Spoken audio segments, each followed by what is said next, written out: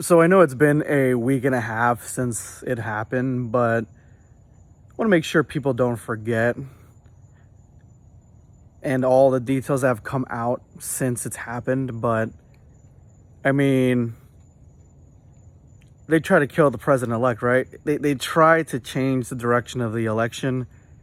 And if it would have happened, I mean, everyone's like, we would have had a civil war and all this horrible stuff would have happened and everything like that. But I don't feel like that would have happened. I feel like there would have been a lot of turmoil, surely, but I don't think that there would have been like this massive civil war. Definitely not like the movie that we just got a few months ago. I think it would be a lot of everything still going the same. And Biden would still be in the election. He would never have dropped out. They would still be lying to us about where he's at cognitively and his health. Like he's fit as a fiddle, all that stuff. Because they would know that the other side would be looking, they would be looking to replace Trump if he had passed away. And so they would be trying to find somebody. More than likely, now we know who they would have gotten is Vance. They would have gotten Vance to replace him because he was already on the coming up as the vice president elect. But I think it still would have been a lot of status quo stuff. They would be looking into it a lot, but the establishment, they would have won because it is obvious to anybody who has eyes that this is establishment. The establishment tried to change the election, the direction of the election, with a bullet. And it's not conspiracy theory because everything you see from who this guy was, like everything that you hear about this lone gunman, it's weird. It is weird that he was allowed to get in there. It was weird that he's allowed to get so close. It is weird that nobody did anything. It's weird that he was able to get shots off with sniper teams right across from him. It's weird that he was on top of a roof where there was a sniper team inside. It's weird that he has no real history of anything, really. He's 20 years old. He just left high school. He seems kind of like a loner. Probably easily brainwashed. It's weird that it came out, at least this is not verified, but from what we heard is that his parents are psychologists or something, both his parents. And then just everything's just so weird about it. He had a rangefinder on him when he got in there, and that didn't set off any red flags. He had a phone that was looking up dates for both Biden and Trump and their rallies. Like he's Republican, he's registered Republican, but he donated, only time he ever donated money or was involved in politics was when Biden won. Which, again, being registered as a Republican doesn't mean anything. Your actions mean something. And so everything about this guy is just weird. And it almost seems like it's almost like the movie Manchurian Candidate. I think I'm remembering that right.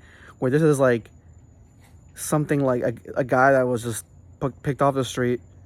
Oh, and he had bombs in his car. He had bomb-making materials. And yet he's never searched how to make a bomb. He had no expertise on how to make bombs. It's like somebody handed this stuff to him. It really does seem that the establishment, after seeing how poorly Biden did on the debate stage, they were like, nope, absolutely not. Like, we have only one other option. It's like what they say when they can't discredit, when discrediting you and destroying your reputation doesn't work. They try to bury you in legal costs, and if that doesn't work, they try to, again, assassin bullet.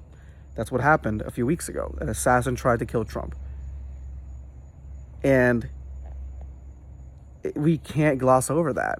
I'm hoping people are not forgetting because everyone has such a very short attention span. I'm hoping that we don't forget this because it should not be easily forgotten that they try to change the election, the will of the people. They're doing it again. They just kicked Biden off.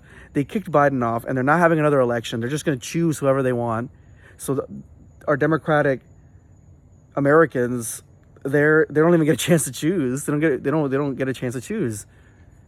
And I feel like that wouldn't be happening.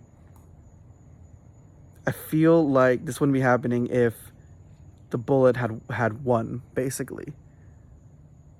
So let's not forget. Never forget. I haven't forgotten. Me, registered Democrat since I was 18. And I've seen the country just fall deeper, deeper into bullshit as the years have gone by. And no more. There's only, if they tried to, they've done this before with Bernie. I was a Bernie supporter for years, and they tried to bury him. The Democratic Party, no, not even tried. They succeededly buried him in his campaigns every single time. He tried to work in the system every single time. The first time Trump won, they didn't even think he was going to win, and he did. I can tell everybody, they're not going to let him win again. I didn't think it was going to go this far, but they're not going to let him win again because the establishment, the dark government, the shadow government, they already seen what he could do if he becomes president. They won't let him win again. I did not think they were going to take it this far.